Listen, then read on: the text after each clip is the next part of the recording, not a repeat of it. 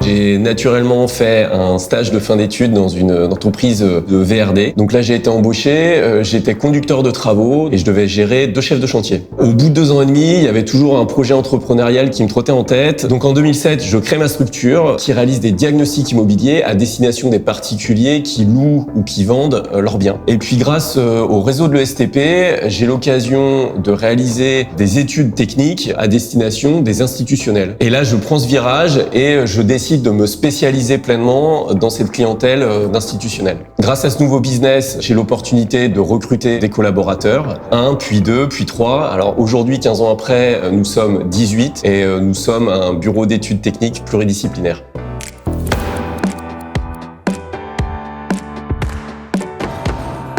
Aujourd'hui, nous sommes 18 personnes, organisées en 4 pôles, thermique acoustique ACV, fluide électricité, certification environnementale et un pôle économie de la construction. Le but du jeu étant que la thermique ait bien intégré l'acoustique et ait bien intégré les fluides, que chacun travaille pas en silo avec chacun sa spécialité. Moi, mon rôle, c'est effectivement d'avoir une vision globale et transversale, d'être un peu le chef d'orchestre et de réussir à faire une synthèse entre tous ces différents métiers.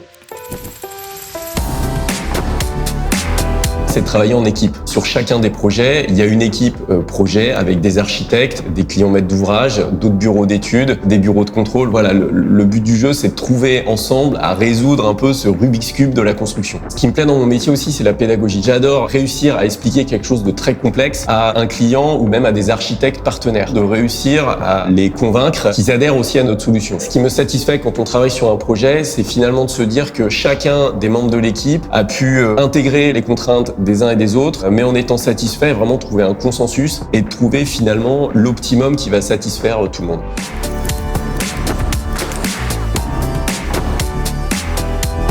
C'est surtout un état d'esprit, pas rester dans un cadre, de se dire finalement il y a une contrainte qui nous est imposée, mais est-ce qu'on peut pas passer à côté? C'est vraiment de réussir à prendre du recul et de se dire il y a peut-être une autre façon de faire. C'est aussi de pas être l'esclave des logiciels. Et évidemment la rigueur, parce que comme on fait des calculs et des études, on se doit de les faire correctement, mais ça pour un ingénieur normalement ça pose aucun problème.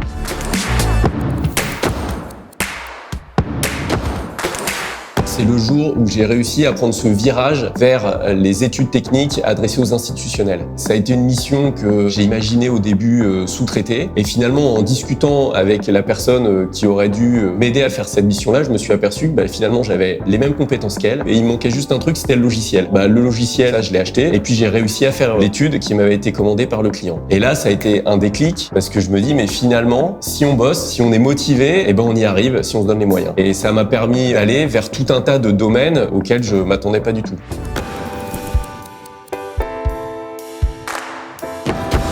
La prochaine étape, ce serait de réussir à intégrer des compétences complémentaires au bureau d'études pour vraiment avoir une vision globale de toutes les problématiques qu'on a sur un projet de construction. Et vraiment le top du top, ce serait également d'être maître d'ouvrage, de pouvoir être aux commandes et de pouvoir développer en direct des projets à très haute performance environnementale.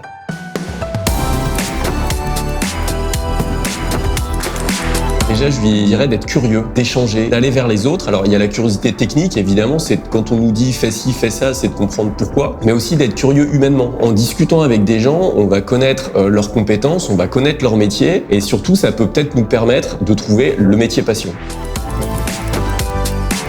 Le STP en un mot, ce serait réseau.